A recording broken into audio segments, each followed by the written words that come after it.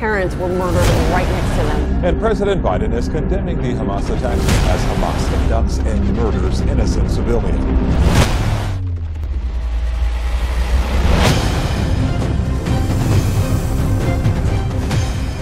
Labanan sa pagitan ng Israel at ng grupong Hamas. Libo-libo na ang namatay, mga sundalo, pati sibilyan. Kung magpapatuloy, sobra sa 2 milyong mula sa Gaza ang maaaring mawala ng tirahan. Yan ay kung hindi makikidigma ang mga Arabo at Amerikano.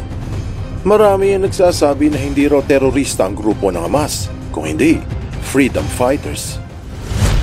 Siguradong magugulat ka sa malalaman mo na hindi lamang karahasan sa sibilyan ng Israel ang dulot ng Hamas, pati rin sa kapwa nila Muslim. Mayroong mga naniniwala at marami din namang naghihinala. Ang tanong, totoo ba?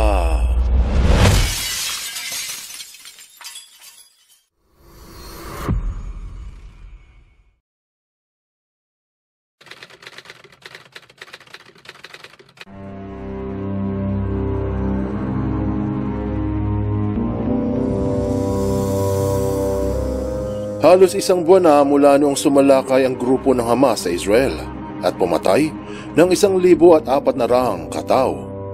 Bilang ganti, pinupulbos ng Israel Defense Force ang teritoryo ng Gaza Strip. Katapusan ng Oktubre taong 2023, aabot na sa 7,000 Palestinians ang nasawi. At kung ang mga Israeli ang tatanungin, wala itong balak na tumigil sa pagbomba. Ganon din naman ang Hamas, wala itong balak na huminto. Nagpadala na ng mga Navy Strike Force ang Amerika habang inatake ng mga Arabo ang ilan nitong base militar sa Mideast. Pati ang China ay lumayag papuntang Mediterranean, siguro upang makiosyoso. Nagbanta naman ang Iran sa Israel, kung hindi ito titigil ay mas lalong magkakagulo. Ano man ang ibig sabihin ng Iran sa kanilang banta ay malalaman natin siguro sa hinaharap. Pinasabog rin ng IDF ang ilang kuta ng Hezbollah sa Lebanon, grupong nakikisawsaw sa labanan ng Hamas. Dito sa Pilipinas, hindi rin nawala ng mga taga-suporta ang grupo, kaya marami ang nagpapahayag na dahil sa maraming sumusuporta, dapat ay hindi sila tawaging terorista. Freedom fighters nga ba ang Hamas o nararapat lang na sabihing mga terrorist? Marami ang lumalabas na balita hinggil sa paggamit ng Hamas sa mga gusaling pangsibilyan upang atakin ng Israel. Pinaniniwalaan na hindi ito pwedeng gantihan ng IDF dahil sa mga sibilyan ang gusali. Bukod doon, itinanggi ng Hamas na pumapatay sila ng sibilyan at hindi rin daw sila gumagamit ng sibilyang gusali bilang panangga. Ito raw ay propaganda lamang ng mga taga-kanluran. Kung ganun, bakit hindi silipin ang mga naglalabasang videos mula sa Palestina at sa Middle East para hindi bias ang ating masasaksihan? Siguro kung ang mga Palestinians o ibang Arabo na ang nagpapahayag ay mas madaling paniwalaan. At mga netizens na rin na magpasya kung terorista ba ang grupong Hamas o tagapagtanggol ng kalayaan.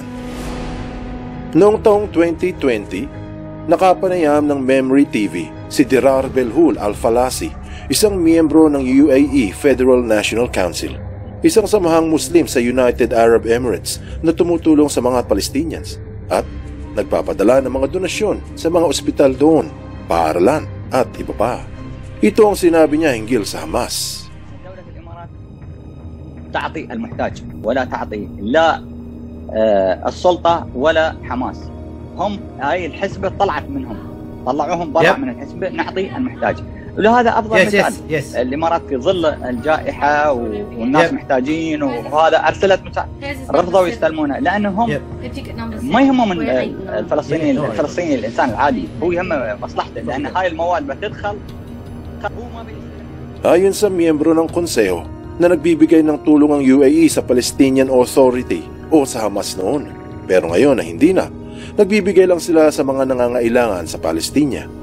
Sinabi nito na noong pandemya, ayaw nang tanggapin ng mga pinuno sa lugar ang mga donasyon dahil hindi raw sa Hamas ibinibigay ang padala ng UAE.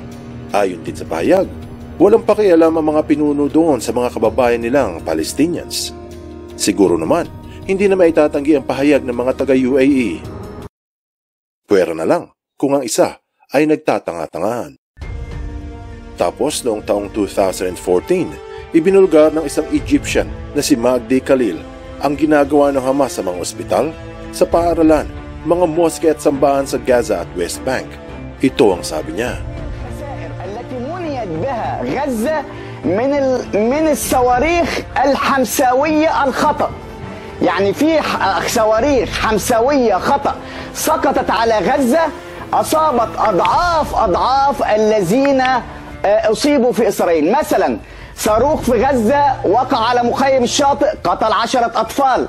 صاروخ في غزة وقع على مستشفى الشفاء قتل 4 أطفال. صاروخ بيفككوا صاروخ. Tinanong ng lalaki kung ilan na ang nasawi dahil sa mga missiles ng Hamas na bumagsak sa Gaza. Sinabi nito na mas maraming nasawi mula sa Gaza kumpara sa napatay sa Israel dahil sa pagkakamali ng grupo. At nagbigay ng halimbawa na isang missiles ng Hamas ang tumama sa Al-Shati refugee camp na pumatay sa 10 bata. Ganon din sa Al-Shifa Hospital na pumatay ng 4. Noong pinatuloy ang panayam ni Khalil, nakipagsagutan ito sa isang taga-suporta ng Hamas na nandoon din sa panayam. Ang pagtatalo ay naka-live TV. Mantsakin mo, kahit mga Arabo, alamang masamang gawain ng Hamas.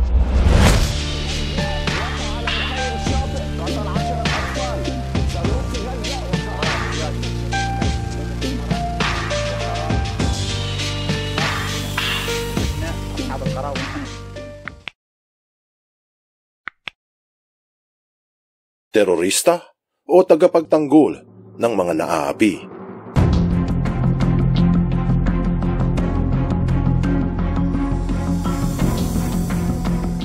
Mula nang nagsimula ang labanan sa pagitan ng Israel at ng grupo, maraming video ang lumalabas ngayon na nagbibigay liwanag sa tunay na kulay ng Hamas.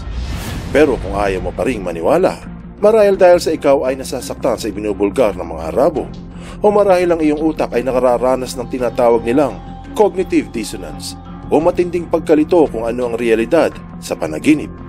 Heto ang isa pang gigising sa iyong katawang lupa. Mula sa pinuno ng Palestinian Authority na si Mahmoud Abbas, isang mabokang karibal ng Hamas sa politika ng Gaza Strip. Nagbigay ito ng pahayag noong taong 2008, isang pambukas mata sa mga taga-suporta ng Hamas. وعندما حصل العدوان قالوا في غزة وغيرها وفي الخارج لو ذهبت غزة ومحقت غزة لا يهمهم أن تمحق غزة، المهم أن تبقى حركة حماس موجودة. قالوا هذا قاله هنية وقاله مشعل، لا يهمنا ماذا يحصل. ثم قال مشعل أكثر من هذا، إن الذي يجري في غزة شيء بسيط لا يؤثر علينا.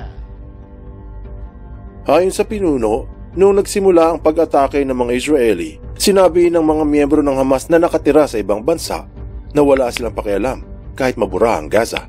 Ang pakialam lang nila ay magpatuloy ang kilusan. Ibinulgar nito ang sinabi ni Haniya at Mashal na wala silang pakialam kung ano ang mangyari. Ano man ang nagaganap sa Gaza ay hindi mahalaga para sa grupo.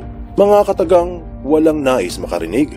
Ang pinuno ng Palestinian Authority at ang Hamas ay parehong nagtuturuan sa mga korupsyon sa pondo ng Gaza Strip.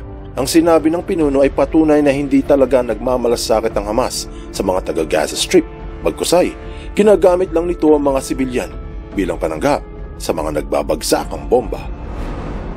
Mga Arabo na at mga Muslim mula pa sa UAE ang nagsasabi sa mga sumusuporta ng Hamas na walang pakialam ang kanilang grupo sa mga naghihirap na Palestinians na kapwa nila Muslim, mga kababayan pa, yung iba, kamag-anak. Kaya kung sasagutin ng tanong na nararapat bang tawaging terorista ang grupo ng Hamas o hindi, ang sagot ay nasa patunay, hindi mula sa kanluran, ngunit mula din sa mga Muslim. Anong aral ang mapupulot dito? Anumang grupo ang iyong pinapanigan sa labanan na nagaganap sa Gaza Strip, ang tunay na kulay ng Hamas ay nailantad hindi ng Israel o ng mga taga-kanluran, pero ng kapwa nilang mga Muslim. Patunay sa katotohanan, bagamat masakit tanggapin at mahirap lunukin, ay hindi na maikukubli.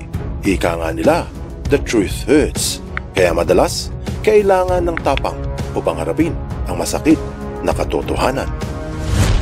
Buksan mo ang iyong isip at hayaang lumalim pa ng lubusan ng iyong pangunawa sa mga kasaysayang kapupulutan ng maraming aral. Tandaan, katotohanan ng susi